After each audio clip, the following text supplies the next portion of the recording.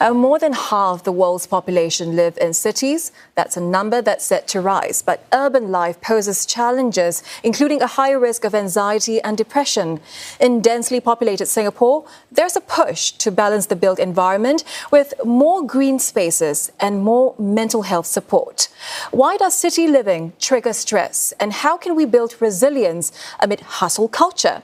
CNA's Dawn Tan walks us through what's happening beneath the surface.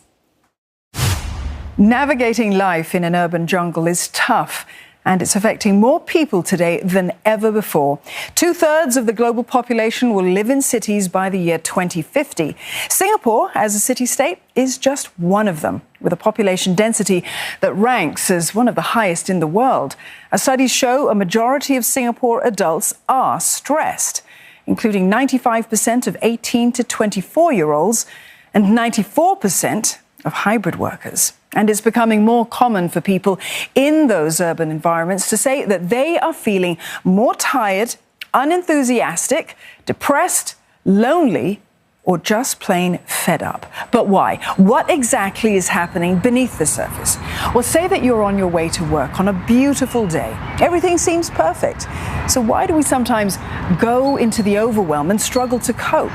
Well, as your city journey progresses, crowds start to build. The sound of traffic grows. Close by, the noise of construction fills the air. You think about the long day ahead. As you navigate a barrage of thoughts, your sympathetic nervous system, that's your fight or flight response, it kicks in. You're in survival mode. Your nervous system prepares for conflict. It's your body's command center. It's made up of your brain, spinal cord, and nerves, and it works by sending messages or electrical signals between your brain and all the other parts of your body. And when you're stressed by what's happening around you, the brain signals danger, telling the body to release lots of adrenaline. Your heart starts racing, sending as much oxygen as possible to keep your brain alert. And in today's fast-paced world, that reaction, well, it can go into overdrive, blurring the lines between what is real danger and what is not. And it can lead to a heightened sense of prolonged anxiety and even fear.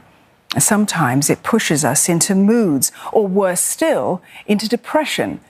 But the body does have its own way to calm the stormy waters. It's like a parachute that brings down the stress of what you're feeling, but it does need active support to train that ability to kick into gear when things go south. Ultimately, managing mental health, well, it's a bit like tending a garden.